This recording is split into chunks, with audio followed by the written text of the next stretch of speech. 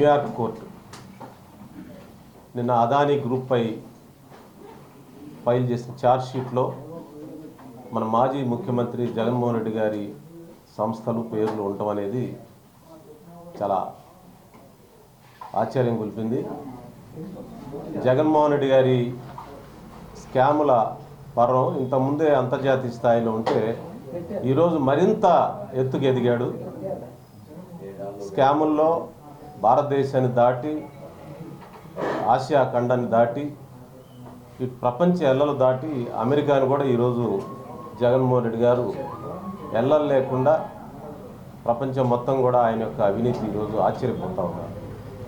ప్రభుత్వాలే US America justice డిపార్ట్మెంటే ఈ అదానీ గ్రూపులో జగన్ ఎలా ఆపరేట్ చేశాడు, ఎలా 1750 కోట్ల రూపాయలు ఏ విధంగా కొట్టేశాడు అన్న విషయాన్ని ఈరోజు ప్రపంచం నిర్వేరిపోతూ ఉంది. అంటే ఆంధ్రప్రదేశ్లో భారతదేశంలో ఆంధ్రప్రదేశ్లో ఒక ముఖ్యమంత్రిగా ఉండి ఇంత ధైర్యంగా ఒక సింగిల్ డీల్లో 1750 కోట్లు కొట్టాడంటే అందరం ఆశ్చర్యపోతున్నారు. పెద్ద పెద్ద దేశాధ్యక్షులు కూడా ఆశ్చర్యపోతూ ఉన్నారు. ఇంకొక కొన్ని దేశాలు అయితే ఇలాంటి వాటికి మరణశిక్షలు ఉంటాయి. మరి మనది ప్రజాస్వామ్య దేశం కాబట్టి ఇంకా ఛార్జ్షీటు ఇంకా ఇది ప్రొసీజర్ నడుస్తూ ఉంది. అమెరికా కోర్టు అయితే ఆశ్చర్యపోతూ ఉంది. ఒక ప్రభుత్వాలు ఈ విధంగా ఇన్ని వందల కోట్లు ఇంతమంది మదుపుదారులు అంటే ఇన్వెస్ట్ చేస్తుంటారు చాలామంది మధ్యతరగతి వాళ్ళు, కొద్దిగా ఉన్నవాళ్ళు. ఇంతమంది ఇన్వెస్టర్స్ని ఇంత దోపిడీ చేస్తారా ఆంధ్రప్రదేశ్లో అని ఆశ్చర్యపోతూ ఉన్నారు. దీని మీద ప్రభుత్వాలు వెంటనే చర్య తీసుకోవాలి. దీని మీద ఇలాంటి ఇది సింగిల్ కుంభకోణం. ఓన్లీ సెకీ అంటే అదానీ గ్రూప్ ద్వారా ఒక సెకీ ద్వారా వచ్చినదే 1750 కోట్లు. ఇంకా అదానీ గ్రూప్స్ అనేక పెట్టుబడి పెట్టింది. అన్ని పోర్టుల్లో అదానికి షేర్స్ ఇచ్చాడు జగన్. ఆ షేర్స్లో జగన్కి వాటా ఉంది. అదానీ ప్రతి కంపెనీలో ఆంధ్రప్రదేశ్లో లేకపోతే ఇతర రాష్ట్రాల్లో అదానీ కంపెనీ ఉందంటే ఆ కంపెనీలో జగన్ గారికి వాటా ఉన్నట్టే లెక్క. ముఖ్యంగా ఆంధ్రప్రదేశ్లో ప్రతి పోర్టులో అదానీ గారికి షేర్స్ బలవంతంగా బెదిరించి ఆల్రెడీ ఉన్న కంపెనీని బెదిరించి వాళ్ళు విత్డ్రా చేయించేసి అదానికి పెట్టించాడు, అదానికి కొనిపించాడు. దానిలో జగన్ గారికి షేర్స్ ఉన్నాయి. ఈ విధంగా ఆంధ్రప్రదేశ్లో ప్రతి దానిలో జగన్ గారికి షేర్స్ ఉన్నాయి. ఇతర రాష్ట్రాల్లో ఉన్న అదానీ గ్రూప్స్లో కూడా జగన్ గారి సంస్థలకు షేర్స్ ఉన్నాయి. అంటే ఒక రాజకీయ అధికారం ద్వారా ఏ విధంగా దోచుకోవచ్చో అనేది ఒక ప్రపంచాన్ని విస్తుపోయే ఒక కొత్త న్యాయ సూత్రాలని, దోపిడీ సూత్రాలని జగన్మోహన్ రెడ్డి గారు కనిపెట్టారు. ఒక ఆయన జాన్ ఇలియట్ అని ఇంపల్షన్స్ అని ఒక పుస్తకం రాశాడు, ఒక రీసెర్చ్. ఈ రీసెర్చ్లో ఆయన చెప్పాడు అసలు జగన్ గారు ఏ విధంగా చేస్తాడు. మిషనరీ అండ్ మైనింగ్ గ్యాంగ్లాండ్స్ మిషనరీ అంటే ఒక మిషనరీ లాగా మైన్స్ని ఎలా గ్రాప్ చేస్తారో ఆయన ఒక రీసెర్చ్ చూపించాడు.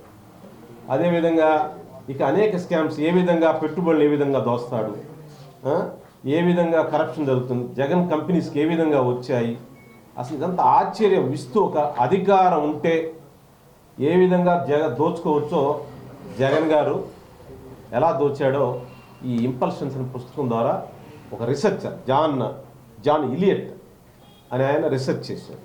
అంటే అంతర్జాతీయ సంస్థలు కూడా ఈ క్రోనీ క్యాపిటలిజం, ప్రభుత్వ అధికారాన్ని ఎట్లా పెట్టి దోచుకోవచ్చు అనే దాని మీద జగన్ గారిని ఒక పెద్ద మోడల్గా చూస్తూ ఉన్నారు.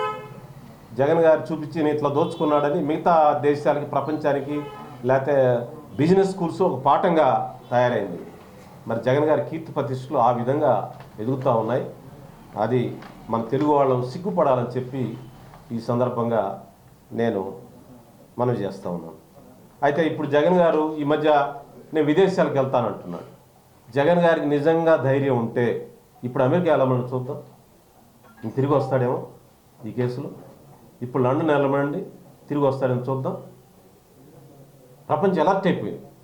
ఒక వ్యక్తి ముఖ్యమంత్రిగా ఉంటే ప్రపంచాన్ని ఎలా భయపెట్టాడో, అంటే ఎట్లా దోచుకున్నాడో, ఏదో తగ్గులు పిండారీలని విన్నాం. అంటే వాళ్ళు ముసుగులు వేసుకొని వచ్చి, గుర్రాలు వేసుకొని వచ్చి అలీబాబా నలభై వీళ్ళంతా ఒక స్టైల్లో చేస్తారు. అట్లా ఇప్పుడు అధికారంలో ఉండి రాజ్యాంగ ప్రకారం ఎలక్ట్ అయ్యి ప్రజాస్వామ్యం ద్వారా ఎలా దోచుకోవచ్చో జగన్ ప్రజాస్వామ్యాన్ని భయపెట్టాడు. జగన్ చట్టాన్ని భయపెట్టాడు. జగన్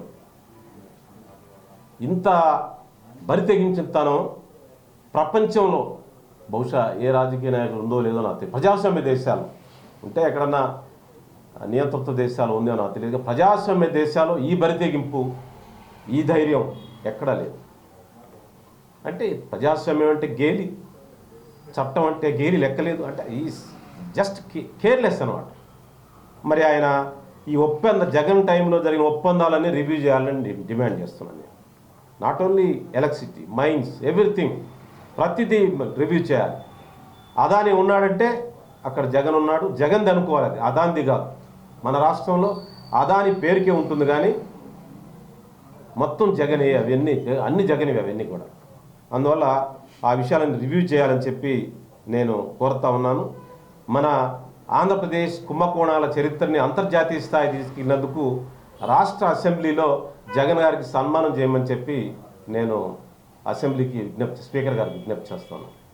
మన రాష్ట్ర పరువు తీసి మనల్ని గేలి చేసి ప్రజాస్వామ్యాన్ని ఆటబట్టించిన జగన్మోహన్ రెడ్డి గారికి మరి ప్రజాస్వామ్యం ఇలా దుర్మార్గం చేయవచ్చా, ఇలా దోచుకోవచ్చా అని చేసినందుకు ప్రపంచ రీసెర్చ్లు కూడా, యూనివర్సిటీలు కూడా భయపడుతున్నాయి.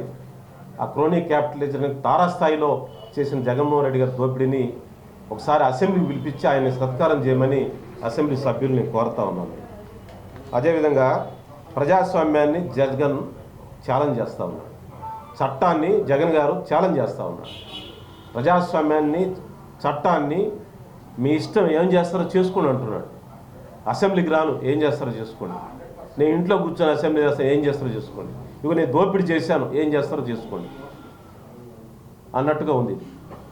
అందువల్ల ఇప్పుడు కనుక ఈ దోపిడీని కనుక వెలికి తీసి అతని చట్టం ముందు నిలబెట్టకపోతే మన చట్టబద్ధ పాలనకే అగౌరవం, ప్రజాస్వామ్యానికే అగౌరవం. కేవలం రాజకీయాన్ని అంటే ఆ జగన్ గారికి రాజకీయం అంటే వ్యాపారం, డబ్బు సంపాదించడం. ఏదో విధంగా అధికారం